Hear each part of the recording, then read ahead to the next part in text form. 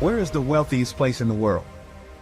It's not China, it's not Dubai, it's the graveyard.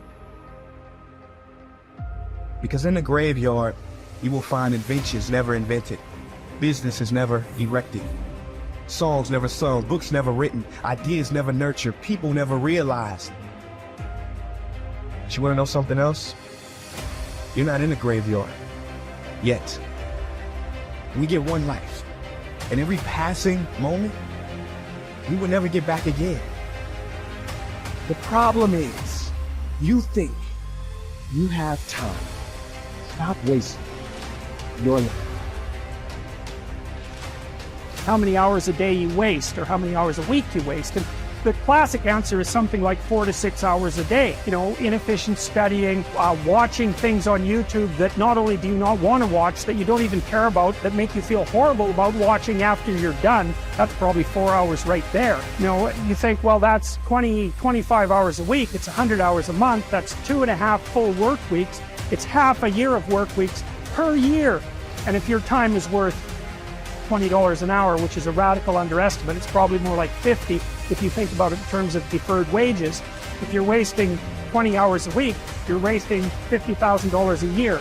And you are doing that right now. And it's because you're young, wasting $50,000 a year is a way bigger catastrophe than it would be for me to waste it, because I'm not going to last nearly as long. And so if your life isn't everything it could be, you could ask yourself, well, what would happen if you just stopped wasting the opportunities that are in front of you? You got to be very intentional and deliberate. The stuff that you're dreaming about, the stuff that you want to happen, it's not going to happen by osmosis. Like, you got to get up and you got to go after it. And what the devil wants you to do, what the enemy wants you to do, is get distracted and focus on stuff you shouldn't be focusing on. He wants you to stay in bed. What he would love to do is for you to waste these next 2 or 3 weeks.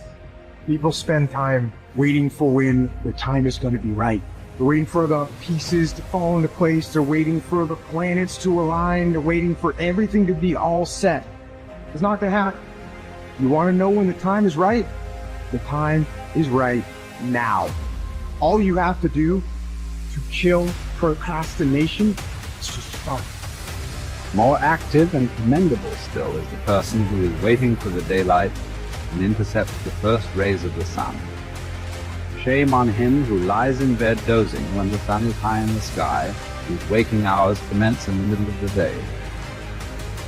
You have to dedicate every breath, every ounce of energy, and every thought and effort that you possibly have in your heart to becoming what it is you want to be.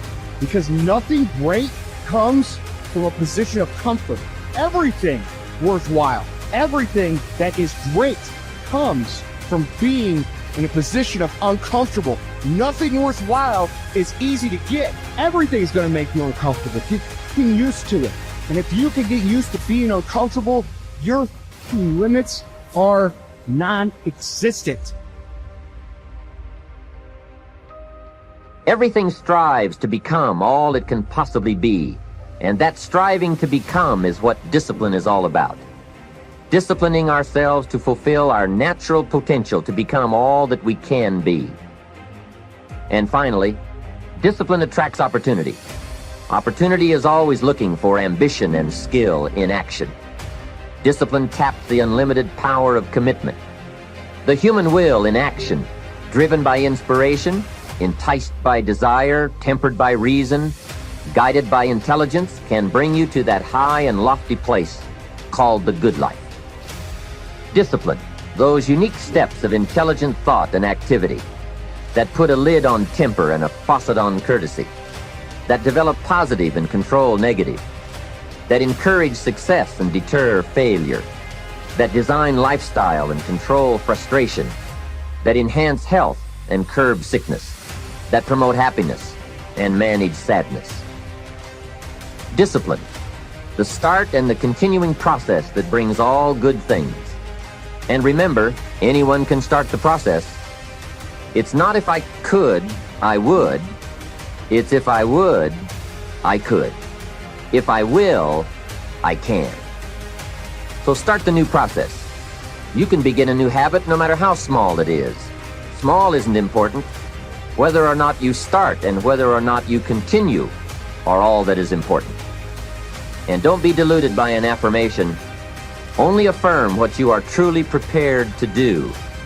Many of us delude ourselves with our words into believing that we're making changes and making progress, when in fact our daily activity is taking us in the exact opposite direction of our affirmations. Why would you walk in the opposite direction of your dreams? The man dreams of wealth and walks daily towards certain financial disaster. The man wishes for happiness and thinks the thoughts and commits the acts that take him to certain despair. So to have a prosperous life, start a prosperity plan. To become wealthy, start a wealth plan. Remember, you don't have to be wealthy to have a wealth plan. A person with no means can have a rich plan. If you are ill, start a health plan. If you don't have energy, start an energy plan. If you don't feel good, start a feel-good plan. If you're not smart, start a smart plan. If you can't, start a can plan. If you haven't, start a have plan. Anyone can. Even a bad person can start hearing good messages and reading good books. Recognize that the start of the better life, the happy life, the wealthy life, is today. This is exciting. Both the process and the result can begin today. Start the new journey today. If you think of a new idea, today is the day to begin the discipline of putting that idea into action. Set this day up as a long, busy, exciting start for your new life. Get your first book for your new library today. Begin your new practice of setting goals today. Start clearing out a drawer of your new orderly desk today. Start eating an apple a day on your new health plan today. Put some money in your new investment for fortune account today. Start reading with intensity for your new wealth of mind plan today. Write a postponed letter today. Make a delayed telephone call today. Pick up your camera and take a picture of something to start your new treasury of photographs today. Get some momentum going on your new commitment to the better life. See how many activities you can pile on in this first day. Go all out. Break away from the negative downward pull of gravity. Start the thrusters going. Prove to yourself that waiting is over, hoping is past, and that faith and action have now taken charge. It's a new day, a new beginning for your new life. With discipline, you can't believe the list of positive moves you can make in the first day of your new beginning. What have you got to lose? Only the despair and fear and guilt of the past. Only the dissatisfaction and unhappiness and lack of fulfillment of the past. Only the frustration and low self-esteem of the past.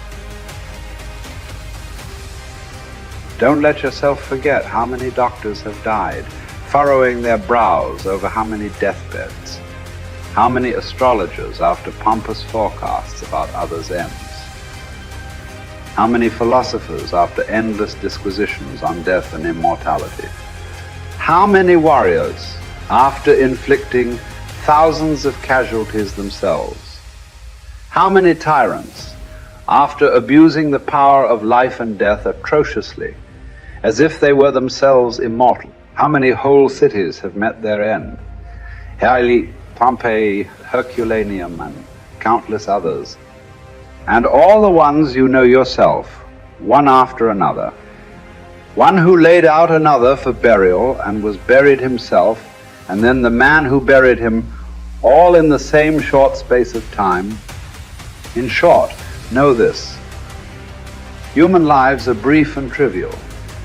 Yesterday, a blob of semen. Tomorrow, embalming fluid, ash.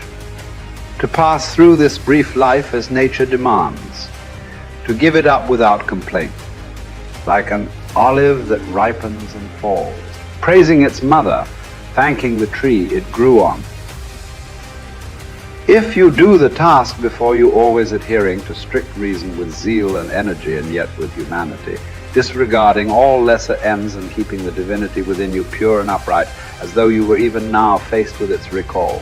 If you hold steadily to this, staying for nothing and shrinking from nothing, only seeking in each passing action a conformity with nature, and in each word and utterance a fearless truthfulness, then the good life shall be yours. And from this course, no man has the power to hold you back. Soon you'll be ashes or bones, a mere name at most. And even that is just a sound, an echo. The things we want in life are empty, stale and trivial. Dogs snarling at each other, quarreling children, laughing and then bursting into tears a moment later. Trust, shame, justice, truth, gone from the earth and only found in heaven. Why are you still here? Sensory objects are shifting and unstable. Our senses dim and easily deceived. The soul itself, a decoction of the blood. Fame in a world like this is worthless. And so, wait for it patiently, annihilation or metamorphosis. And until that time comes, what? Honor and revere the gods. Treat human beings as they deserve. Be tolerant with others and strict with yourself. Remember, nothing belongs to you but your flesh and blood, and nothing else is under your control.